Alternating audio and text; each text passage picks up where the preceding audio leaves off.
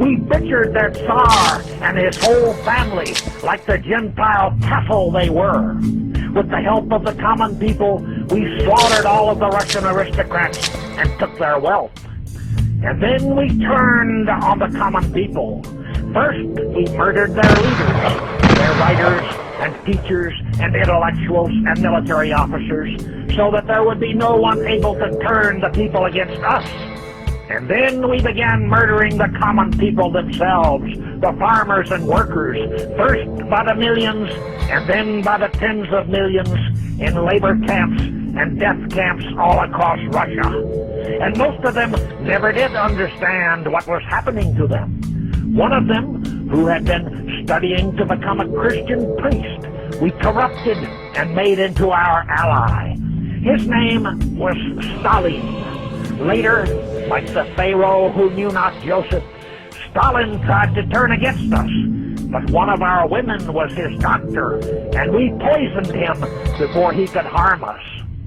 When the system based on the theory of our departed elder, Marx, had bled the Russian people dry, we launched a privatization scheme which put most of the remaining wealth directly into our hands.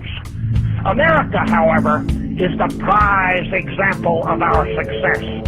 Just as in England and in Russia, also in America, we have been able to put a totally corrupt Gentile politician into the position of nominal power and then to surround him with our own people who wield the real power.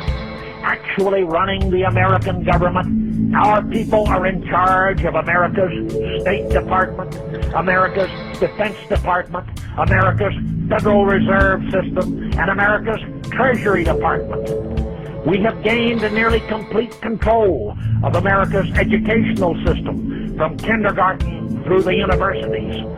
No ideas or facts may be taught unless we have given them the stamp of political correctness. We have made it impossible for anyone in an American university to contradict anything we have claimed, no matter how preposterous, about what happened to us during the Second World War. We now have the American government, just like every government in Europe, paying us reparations because not enough was done for us during the war. We have succeeded in corrupting America's art and music and literature. We have made degeneracy the touchstone for American culture. We own the art galleries and set the standards for painting and sculpture. We have the Americans lining up and paying admission to see a work of art, which consists of animal dung smeared onto a crude painting of a negress, which we tell them is their Virgin Mary. They read the depraved and trashy novels we tell them to read and believe that these novels are literature. Their children listen to Negroid rhythms and chant Negroid rap ditties because we control the popular music industry. Through the immigration policy we have imposed on America, we are increasing the percentage of non-white minorities in every part of the country. Within the next few years, we will succeed in making white Americans a minority in their own country. Our success in America has been due to two things: our control of the mass media of news and entertainment, through which we control the ideas and attitudes of the masses, and the system of mass democracy, which ensures that the votes of the masses under our control determine which figurehead politicians actually make up the American government. Since the last part of the 19th century, we have been gathering the power of the mass media into our own hands. In those days, many of us were only rag pickers and dealers in used merchandise, recently off the boat from Russia or Poland.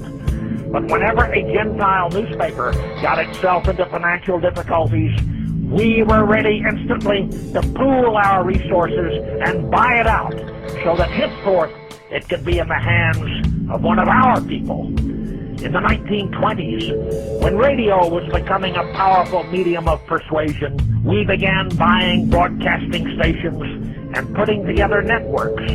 At the same time, we saw the potential for motion pictures and began moving into Hollywood. By working together with each other, we were able to bankrupt or buy out every Gentile film producer except Walt Disney. We had to wait until he died to take control of his film company, but by then we already dominated the entire motion picture industry.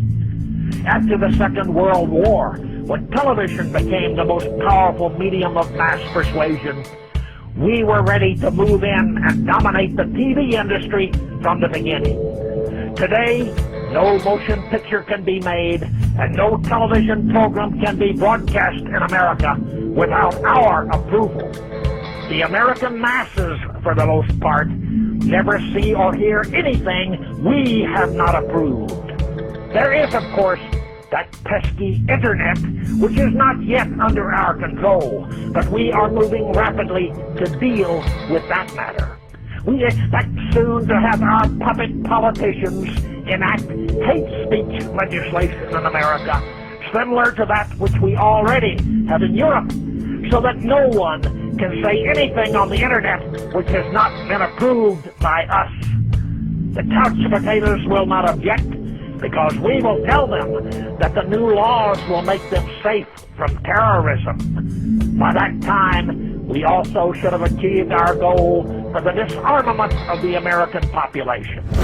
And then, my fellow elders of Zion, we can do to the American people what we did to the Russian people. With our power of television, we will have them voting for their own slaughter. Long live our mass media. Long live democracy. Long live the power of triumphant Zion.